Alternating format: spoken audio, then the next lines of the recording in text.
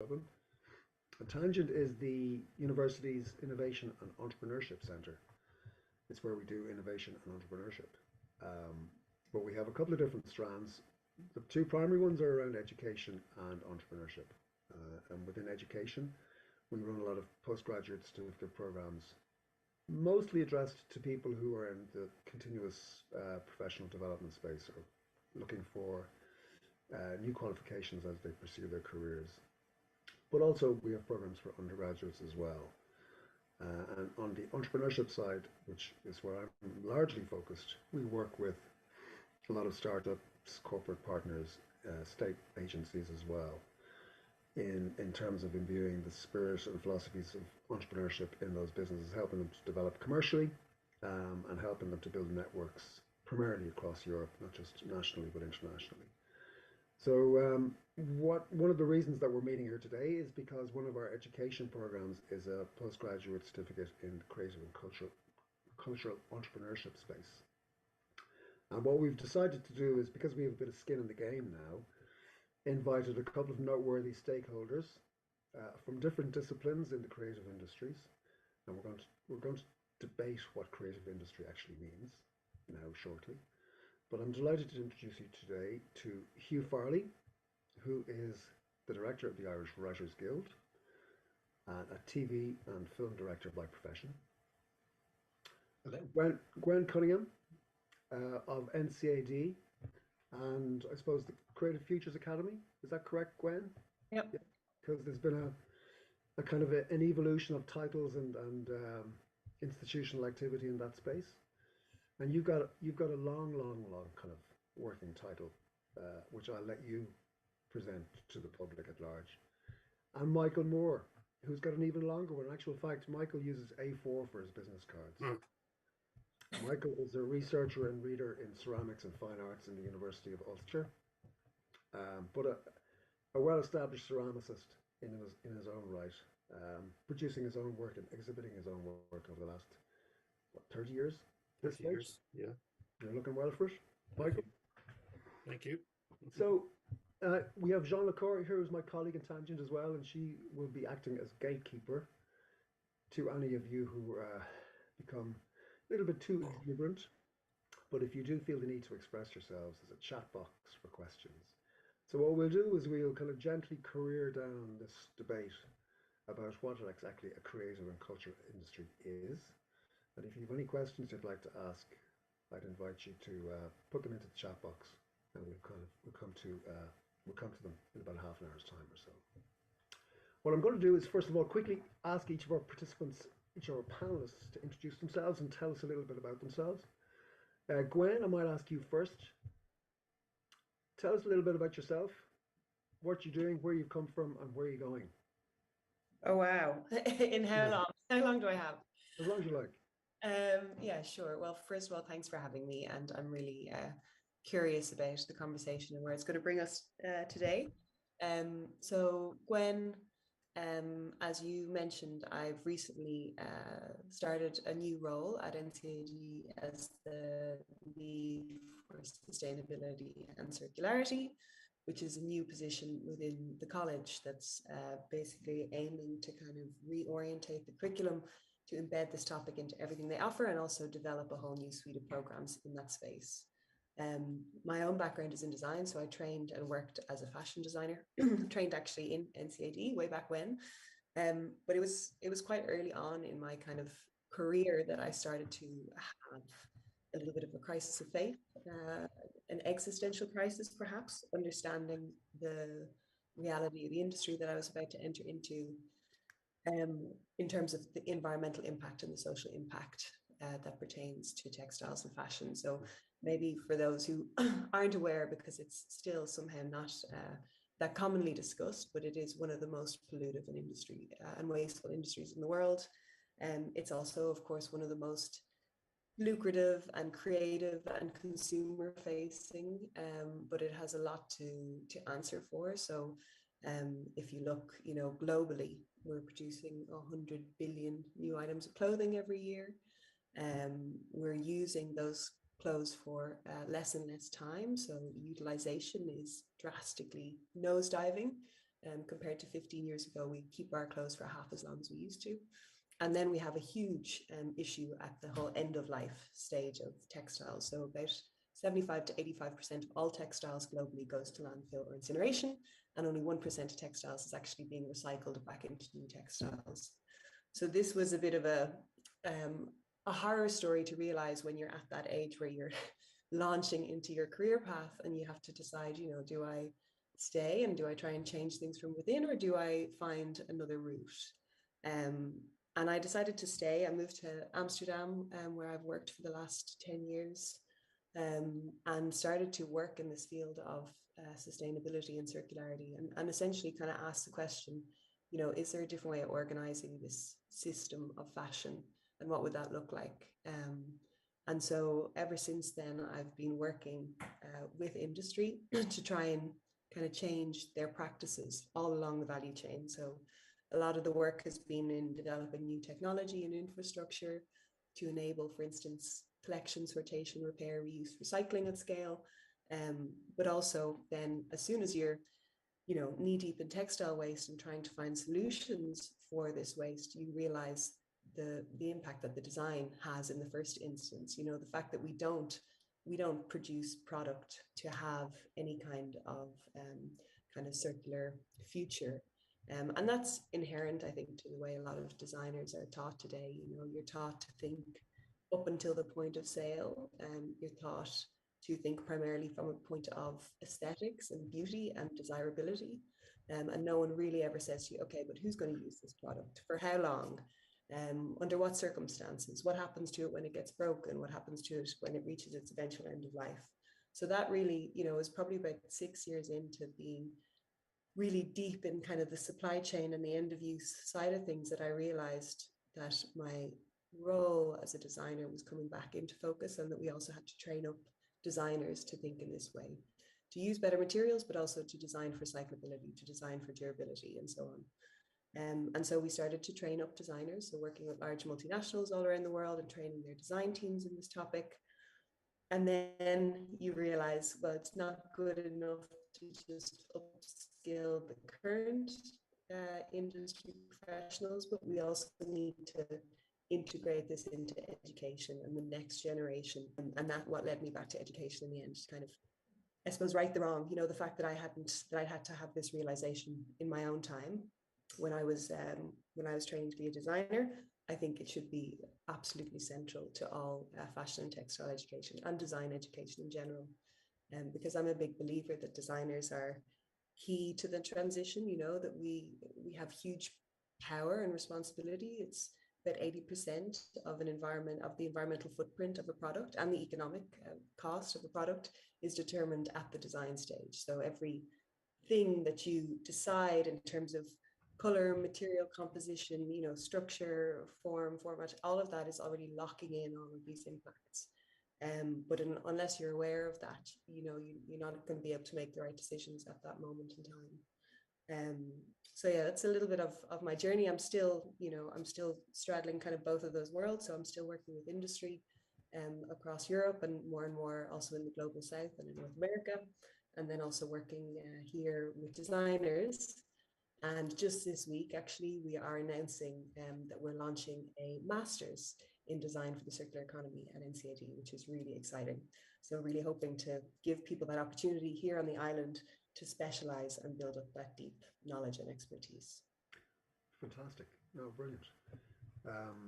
No, there's just a compelling story there that needs to be expanded upon and brought more into kind of central discourse about, you know, consumerism and how we tell the difference between an industry and an industry-led occupation or profession, if you like, but also the responsibility we have of citizens in terms of the types of jobs and professions that we undertake. Hugh, tell us about yourself. Give us a little bit of background. Try and outdo Gwen there in terms of the breadth of activity she's currently involved with. Well, thank you very much, Brendan. Actually, talking about me is my least favorite occupation, so I'm going to be really brief about me and then try and delve into a more interesting thing, which is anything that is not to do with me. I've been a writer, director, and producer on and off for about 34 years, and I work principally in television. And the screen industries in Ireland, as everybody is aware, have been very high profile this year because of the attention that has been focused on Irish talent, largely on-screen talent, at the award ceremonies around the last couple of months. And it's been a very exciting time. And within the industry, we're asking our questions, well, where do we go? What do we do with all of this? And in a certain sense, how did we get there? And, you know, I'm so fascinated by the way in which Gwen articulated her field of expertise and how her thinking has evolved, because I guess that having worked as a practitioner for many years, principally as a freelance, I became very frustrated about the failure of the screen industries to nurture and develop talent in any real way. So there is a theme here about sustainability too, but I define it in a different way. It's about the sustainability of investing in talent and in developing a cultural economy in a meaningful way. And through my role as director of the Writers Guild, I have an opportunity to represent and advocate on behalf of about 440 of our members to try to ensure that they are treated fairly on a contractual basis and that they are also being paid properly. This is I think, the big theme that I would love to touch on, and I'm sure it's a common thread that exists with all the contributors, which is that where does value, where in a cultural economy does value get created, and how much value do we put to it? Because essentially, you can say that if you're a visual artist, you create a piece of perhaps painted work or ceramic work or something, and you invest a certain amount of time and talent and experience in that, and over the years you acquire a reputation for your work, and it's displayed and purchased and so forth, and value is accrued directly. And essentially it's a very simple transaction between the maker of the art and the buyer of the art, and there's probably at least one intermediary who takes a commission, but the principal benefit of that is the visual artists themselves. In the case of the screen industries, it's much more complex.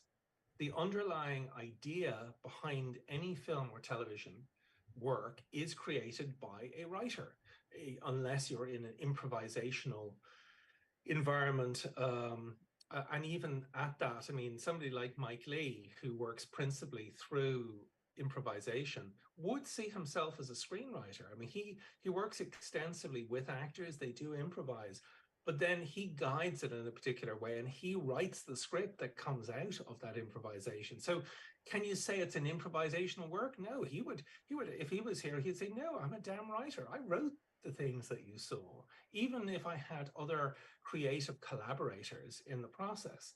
Now, here's the thing. The fundamental idea and its expression is the screenplay. Through the process of production and post-production, that work changes and meets its final form. It is different in some respect, or to a greater or lesser degree, from the original script, but it largely resembles it. It's the blueprint for it, because work, particularly collaborative art, is about the accretion of the skills and experience of all the heads of departments and the artists who work on the production. They change it, it mutates in some sort of way. But the fundamental idea is that screenplay. Now, what's the value of that? The problem is that what's happening, and as people may be aware, is that the Writers Guild of America are on strike at the moment because the disruption in our industry that's been caused by the arrival of the streamers is they've come in with a new business model. There's a long established process of remuneration called residuals, where as the television product or the film makes revenue above a certain point, the artists are compensated for the success of the work. The new economic model that the streamers have brought in is they want to buy everything out. And they buy it out for a very small premium, about 108 to 112% of the total budget. So not a very substantial amount, but they get all rights in perpetuity for that work. So they would say that the value, they create value because they have a global digital network and they have the eyeballs of, what is it now, 500 million people. We would say, well, none of that's based on the creative enterprise of the artist, like the writer and the director and the choreographer, the cinematographer, and certain other people who have created work that people actually respond to. It's the difference between the phone call and the telephone. And the problem is that we have, as a society, allowed these disruptors, the Ubers of this world, Facebooks and these other digital economy people, to redefine the norms in a way that massively stacks the deck in their favor. So they aggregate masses and masses of profit, and they wish to return none of that. Not just a small percentage, and we are talking about a writer might get 2.5% traditionally of the producer's net, and the producer might get they might be on the wrong side of a 60-40 deal with the distributor. Now that's all wiped away. It's like, no, here's a sum of money and we want you to all go away. And we have to say at some point whether or not we are prepared to allow the cultural economy to be re-engineered to manufacture money, but to disadvantage and make it impractical for artists to live. And this is what we're seeing, is that our members are finding it harder and harder to earn enough money to stay in the game. There was a survey done about 3 or 4 years ago where the European rates of remuneration for directors and writers was assessed, and the average annual income was about 22,000 euros per year. I mean, they would earn more money working in a shop, to be quite honest, or working in many other spheres of activity. But culture and the people who create culture are not, for the most part. And of course, there's certain people who are lionized, but the vast amount of the foot soldiers who make the content that you watch on a day-by-day basis simply don't earn a lot of money, and they're being asked to take less. So that is what I fight for on a daily basis. Well, you've earned your corn, I think, Hugh, in the last 5 minutes on the Guild's behalf. But your point is very well made. And of course, you come from, despite the fact that the artistic genesis, if you like, often comes from the writer or the painter, or whatever it may be. But it's part of a larger collaborative process that might go, I think, from your perspective, might be a little bit the other end of the spectrum in terms of your background and your activity working in the ceramics space. Yeah. Now, separating a little bit from your academic day bread and butter stuff, in terms of your experience as a ceramicist, what have been, or how would you describe that kind of path that you've gone through in terms of discovering ceramics as an art form and then becoming a practitioner in that space, and why did you decide to do so? Well, that's an enormous question. So thank you for that, Brendan. Well, I suppose I was sort of writing notes to myself here, and I'm going to jump around a little bit, but going back to Gwen's comments on sustainability, it is a factor in the ceramics. Perhaps less waste compared to the percentages, shocking percentages you were talking about. But we do essentially empty clay pits, and we have to look at how, and there are methods to repurpose materials.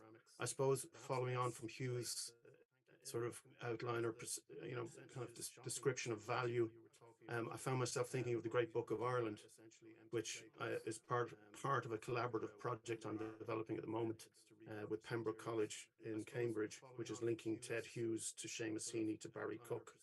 And we're just this weekend, colleagues were over in Belfast, and we were looking at that sort of value of the object beyond its monetary kind of element. Back to your question, Brendan, I always loved making. I really started with fishing, and fly fishing was the thing that I loved. And then I made flies, and when I was accepted into NCAD, the flies got me in because they could see I was a maker. And that led me to a material choice in ceramics, really thanks to the quality of the tutors. And I realized two things in making. One was that I like transformative materials, a material that has to go through a process to become itself. There's a recycling element there. And I also realized I had an interest in three-dimensional work. It was never easy. And sort of the important things for me over the years was to be involved in cultural and creative exchanges, as well as selling work. I had to sell work. I had to buy a kiln. I had to rent a studio, all those things that my graduates deal with. And I might touch on that in a second as well, because we've more kind of structural support for graduates than back in my day, and I'm very positive about that. But critically, as a maker, as an applied artist, as a potter, as a craftsperson, or a maker of useless, expensive objects, if I want to kind of provoke a response to people, it was all about international activity. And Brexit has been a huge problem for us in Belfast in terms of opportunities for students and graduates and PhD research and all this stuff. But it was engaging with ceramic industry, engaging with ceramic cultural institutions across Europe, was really what made my career go from being just studio based and Dublin based or Belfast based and out beyond that.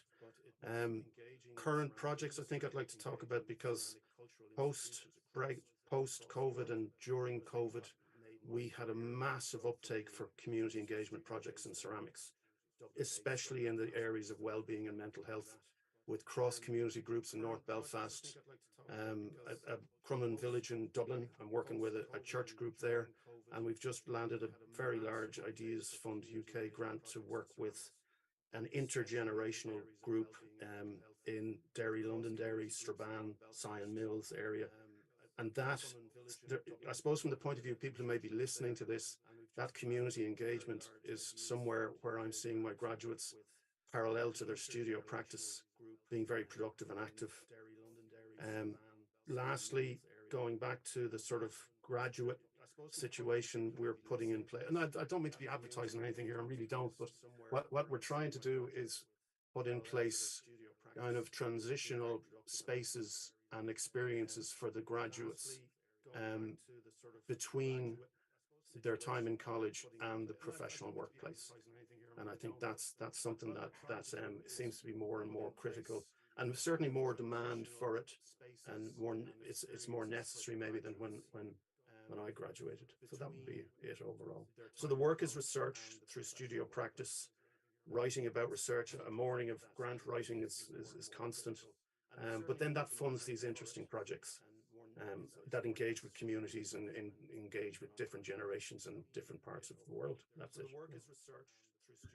I suppose the question that I'll ask all three of you to contribute to is the sense that you'll all be familiar with of the tension between what constitutes an occupation within the creative industry and a job. And I suppose it speaks a little bit, Hugh, to how you debate internally and externally the notion of value for a service. There's a common, I suppose, definition of the creative industries as being an occupation that contributes to the cultural heritage of a country. But equally, there's a tension there with how government perceives the creative industry to be, because its definition includes industries as diverse as architecture, software development, special effects in the animation and games industry, etc., etc. So culture, if you like, or the creative industry is becoming defined in a more nuanced way, almost like a kind of an applied industry, an applied creative force, as opposed to the slightly more purist or craft stroke occupational definition that we might be more familiar with around writing, design, any kind of craft around painting and so on and so forth. So how do you think that tension can be resolved, Gwen, in terms of how you impart that message about, number one, the importance of design from a cultural perspective, at least, if you take Ireland as an economy in its own right, but also then the need to kind of, as you say, imbue that sense of, particularly in your context, sustainability and circularity as that person goes forth into the workplace. Mm. It's a complex question. I feel like you could talk about this for hours. I mean, it's for me, it's I always find it really striking that for myself, it's very confronting even for me to realize that I still identify as a designer. I still call myself a designer, even though it has been, I mean, I would be embarrassed to speak about the last time that I really felt that in, let's say, the traditional understanding of what it means to be a designer, you know.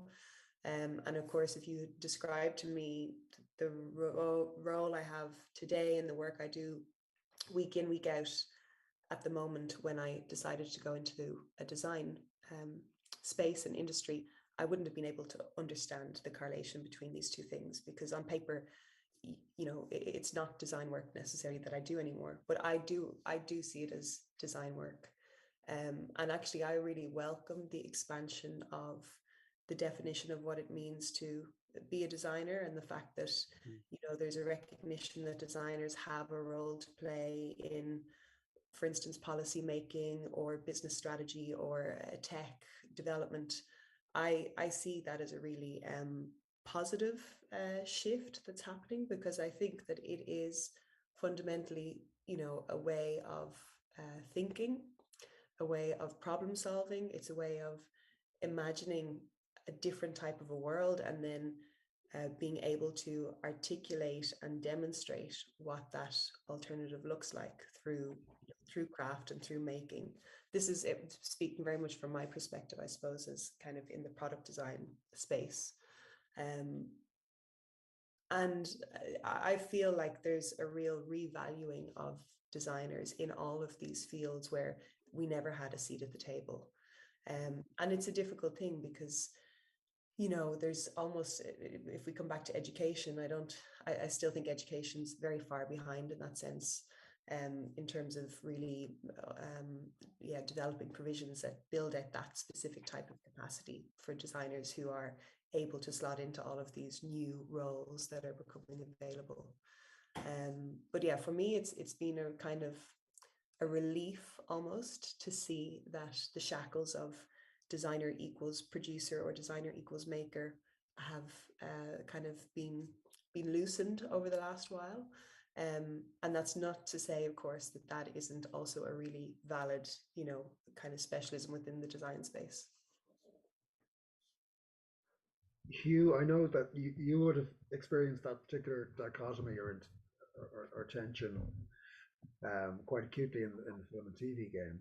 On the one hand, as a writer, but on the other, sometimes as a producer as well. So your approach as a producer is slightly more nuanced from a commercial perspective. Yeah. And then you've got that internal struggle about how to appreciate and reward the writer and the contribution of the writer or the director, for that matter, and try to balance the two. So how have you done that over the years? How objective can you be? It's a really interesting question. Thank you very much. It's a very fine question, which is my way of saying, oh, I think I know an answer to that one. Simply put, I think it's this. I think there is a really odd thing in our culture, not just within Irish culture, but I think in many other countries, this tension between whether to be an artist is to have a vocation or to have a profession. Well, I think it's a very unhelpful way to talk about artists as having a vocation. I think we understand that there's many areas of enterprise and society where people do have a calling to work in social work, or to be a teacher, or to go into government and public service. And all of those are driven by the same thing. However, in our culture, the vocation of the artist is very particular. An architect may have a vocation to go into their profession, but nobody would seriously say, having commissioned an architect to design a work on their behalf, they'd say, well, don't really have the money for that, but you'd have to do it anyway, because you're a great artist. You have to express yourself. The idea that you should monetize that in a realistic way in the economy, particularly when we talk about fine arts, and to a certain degree within the screen industries, that's a very pernicious idea, is that to the extent that the Arts Council about 2 or 3 years ago initiated or launched a policy, #PayTheArtist, because simply people were not being paid. Actors were being asked to act in productions they weren't being paid for. Writers were being given next to nothing or nothing. I mean, for their work. We did our first survey of the earnings of screenwriters last year. We're just about to launch another one. And we discovered, whether it was theatre, radio, film, television, or animation, of the respondents, about a third to 40% were commissioned on work that they never got paid for. Scandalous. That's absolutely scandalous. And those that were remunerated were not particularly well remunerated. So this idea that if your career is as an artist, that artists, they're doing something which is pro bono, they are injecting something into the cultural life of the country, which we recognize. We recognize the value of Seamus Heaney's poetry, but Seamus Heaney was not a millionaire. Seamus Heaney lived a modest life, and he's a friggin' Nobel laureate. It's not we somehow think that people who are engaged as an artist in different expressions simply need to provide this to the culture, but any time that they attempt to seek reasonable or extraordinary remuneration because they have to be a brilliant artist, somehow that there's a narrative which comes out, which is they're greedy, that somehow or other they've overstepped themselves in a way that the CEO of some mega corporation who gets a huge bonus is not, apparently, because we value their skills far more in monetary terms than we do that of the artist. And I think one of the things that was the interesting byproduct of COVID was when people could do nothing except consume culture of certain types, screen culture, they started to realize just what big part that plays in your life. If that's missing, it does have a monetary value. It does have a real, it is a real part of the economy. It's not one of these things that when the Minister of Finance is doing the budget, we go, maybe we'll throw a little bit more money at the arts, but just enough to keep it ticking over, because we wouldn't want to encourage the bastards, because it's not a real part of the economy. It's not a real part of society. And we would say, no, as artists, we are. We work every day just like any other worker does. And we work very, very hard to try to produce intellectual capital, which is entirely plucked from the air. It's abstract. Nobody goes in and gives us this great story about a producer who has optioned a book and he brings a screenwriter in. It's based on a real story, he says, and this one practically writes itself. And the writer takes his pen, he puts it on his notepad, and he holds it up and he lets go of the pen, and it falls down. He goes, "It doesn't seem to want to write itself. I guess I'll have to do it." Very good. Jean, are we allowed to say friggin' in a public forum? Just checking. We haven't got any questions yet, but they open up on the chat box. Michael, what's your sense particularly when you're teaching? How do you approach the notion of value of an output or an Uber, let's call it? If a budding undergraduate is looking at continuing in the vein that they might in the fine arts, for example. When I was having this conversation with a very good, he's not my student, so I'm quite happy to say he's a really, really talented guy who just opted into ceramics about 3 months ago and has made it his degree show. Thanks to another colleague's very excellent work.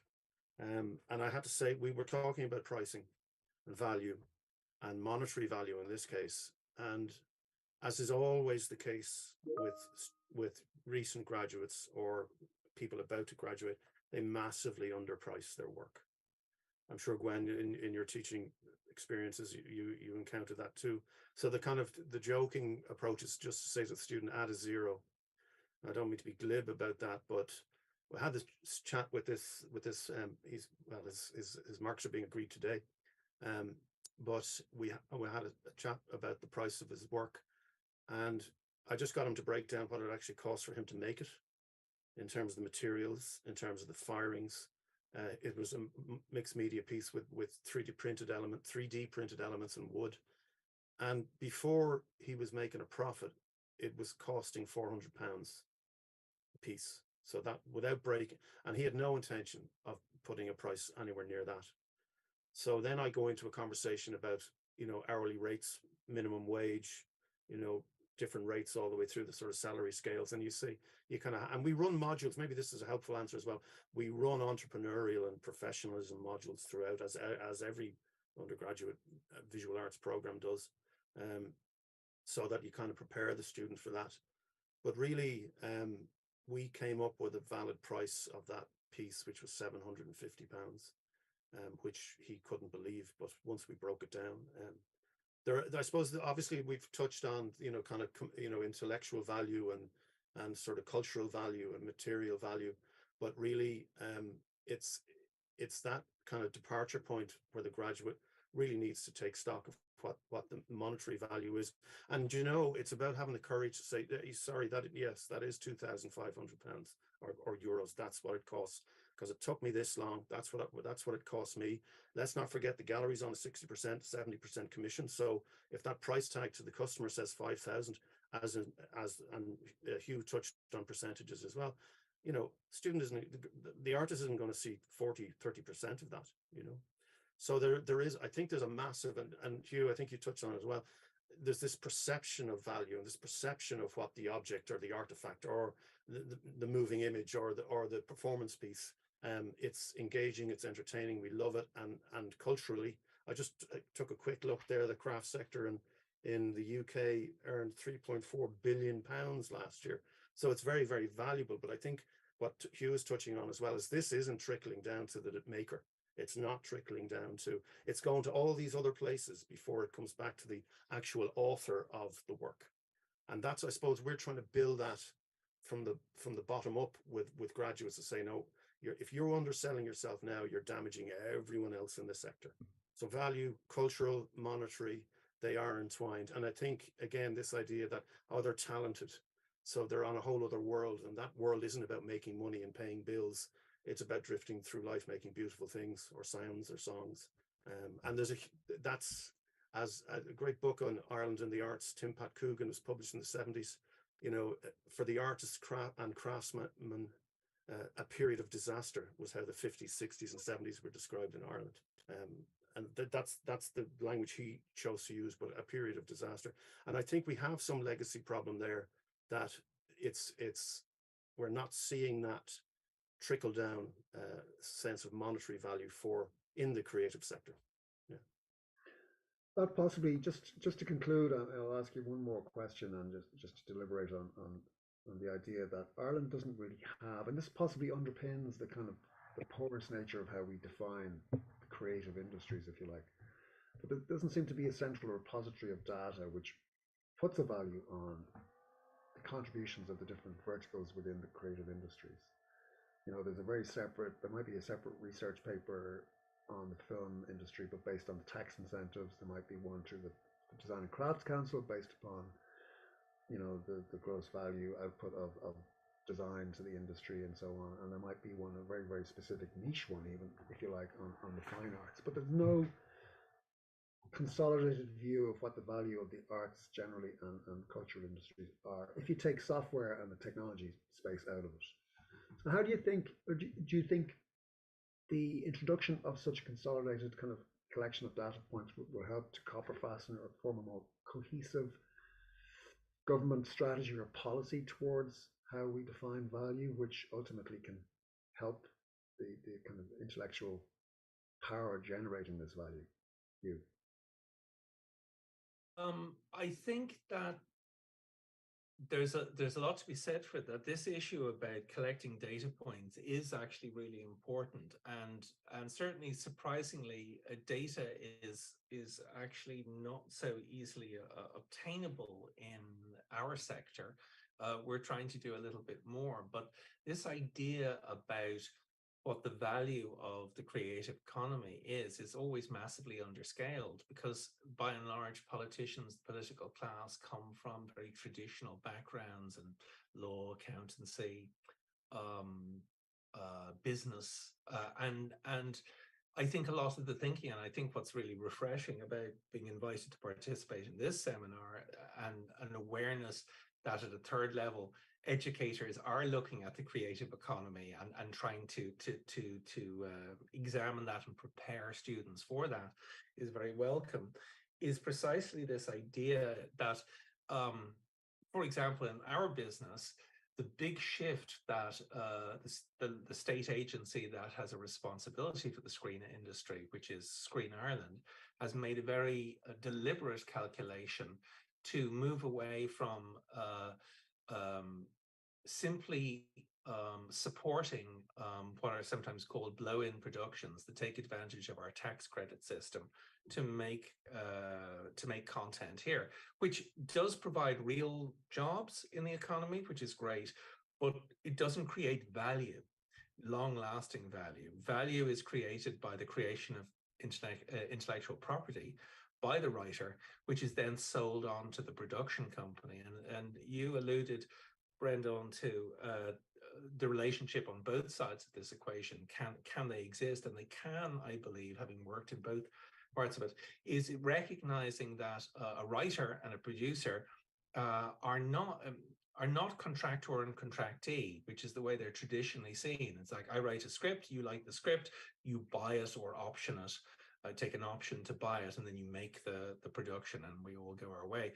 But once you have made that contractual relationship, you as the producer essentially tell the writer how to develop the material.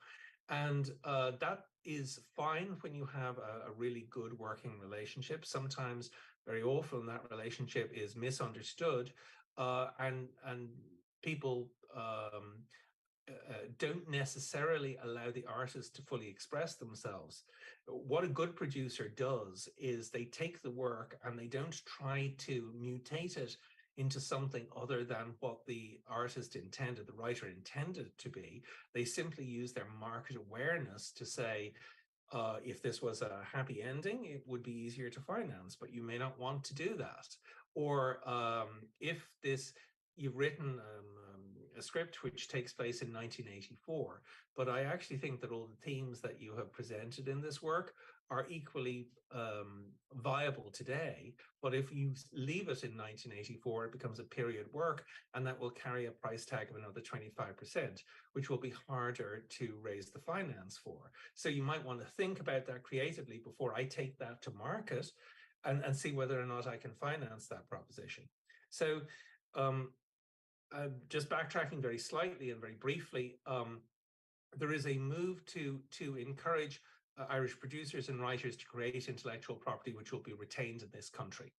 And that is ultimately of value not only to the economy, but also to the ongoing cultural economy of the screen industry, because it retains more profitability as opposed to being a service operator.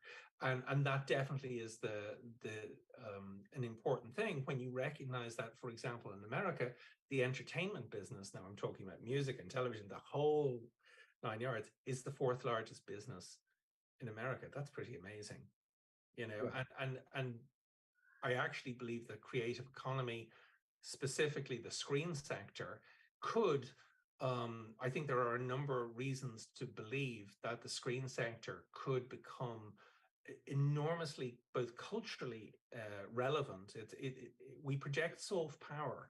When you make stories and you get them out in the international market, you project a vision, a worldview of what it is to be Irish, and national identity is expressed in the work that has a value. It also has a direct value in terms of tourism, but also in terms of our diplomatic power. And it also creates real wealth. So, Gwen, what do you think? I mean, the design space is slightly more structured as a commercial proposition in a sense because of the traditional kind of manufacturing supply chain components to it. But from the perspective of a creator within that space, do you think government could be doing more to help copper fasten value as it's created? Intellectual value, I suppose.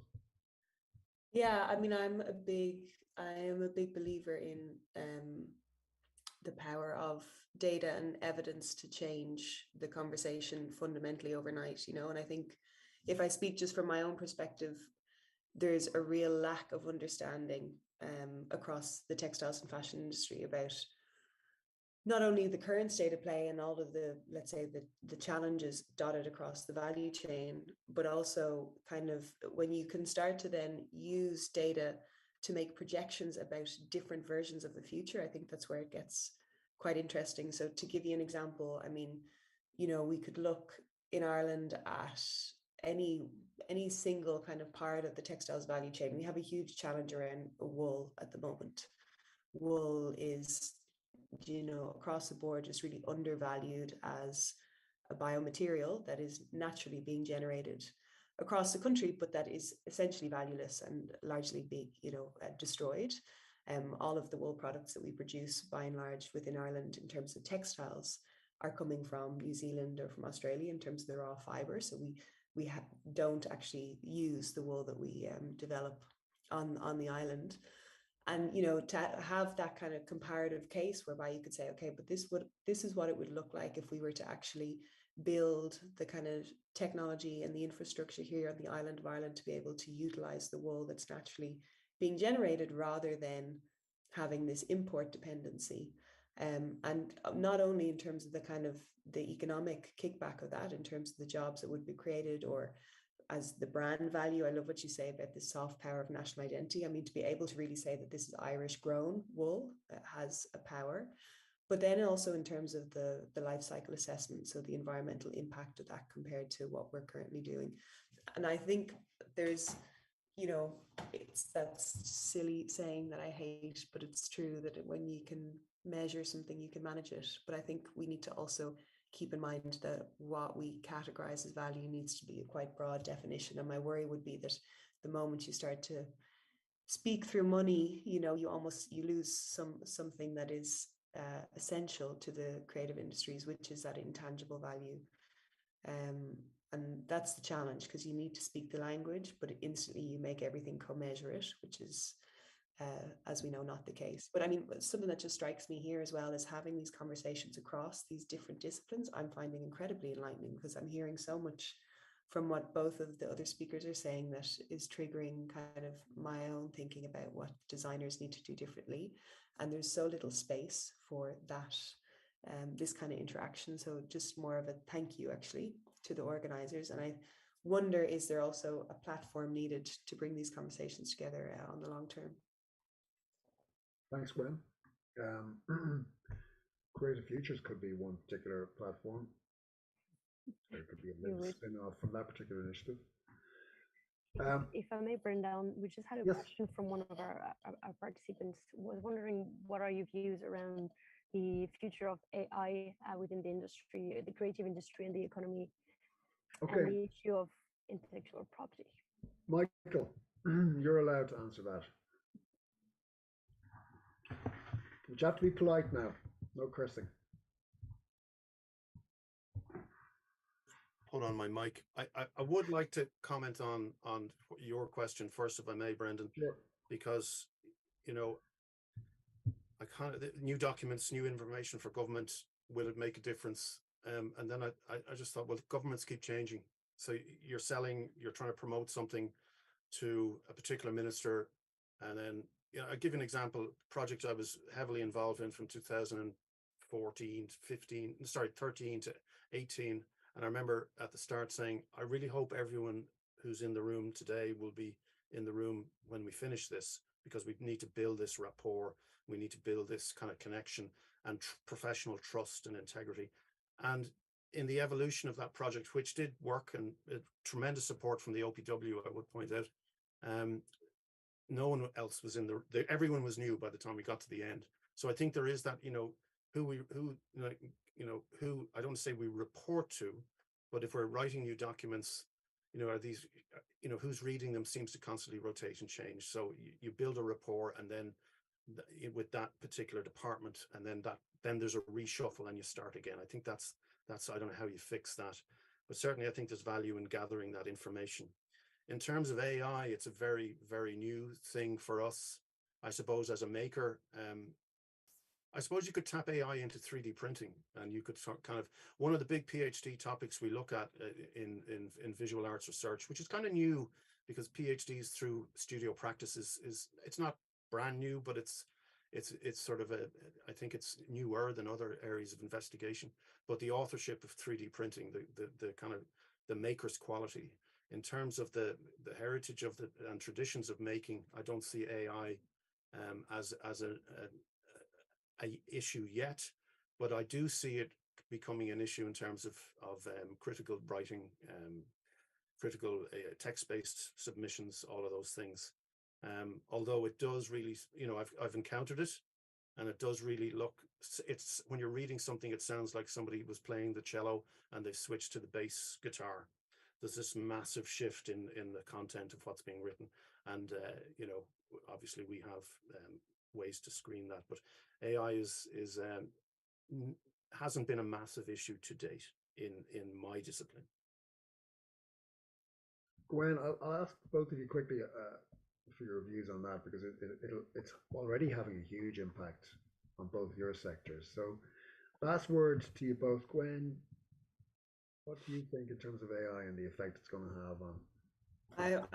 I mean, my worry is that we could pontificate for the next 3 hours about the effect it's going to have, but we actually don't know, because I think it's just moving so fast, and the indirect knock-on effect, in the same way that, social media, it had a set of promises that it was going to connect us all and give us, more tailored content and but then the side effects, the larger societal side effects of anxiety and loneliness and polarization and political systems being, I mean, we just don't know yet, and it is moving definitely into the creative and visual fields very quickly. I saw a competition just in the last few weeks, won by an AI generated photograph, which then of course the applicant quickly came out and said that was AI generated. I was trying to make a point, the creative industries are not ready for the kind of disruption that it's going to cause, and we need to have more effective systems to capture it. And I think regulation is going to be really key. And within the fashion textile space, it has huge possibility, of course, as well, and there's already a lot of AI being used to capture and generate and inform trends, which could be a great thing in terms of, perhaps on-demand production and making sure that we only produce things that people actually need and want. But also you see that it's really being kind of hijacked by hyper fast fashion to very quickly be able to identify trends and churn out product accordingly. So of course there's pros and cons, and I think the worst thing we can do is to kind of say, let's wait and see. I think we kind of need to try and get ahead of it while we can. And from an educational perspective, that's incredibly difficult, because this is something that even the people who are building these technologies don't truly understand. There's some fascinating research around that's just been released, saying that I think it's 10% of the people who are building these kind of the current generation of AI say that they feel like it will, that humans will lose control of it. So even within that community, there's a lot of uncertainty about how it's developing. So yeah, that would be my 2 cents. Very good. Hugh, last word to you on that note. And actually, how can we be sure that it's really you, Hugh? And not a deep fake Hugh? Because the deep fake version of me would be much more interesting than I am. They would like PowerPoints, perhaps. Yeah, maybe. When you brilliantly captured exactly my sensibility, but articulated it brilliantly and succinctly, all I would add to the party is 2 small notes, and it's this.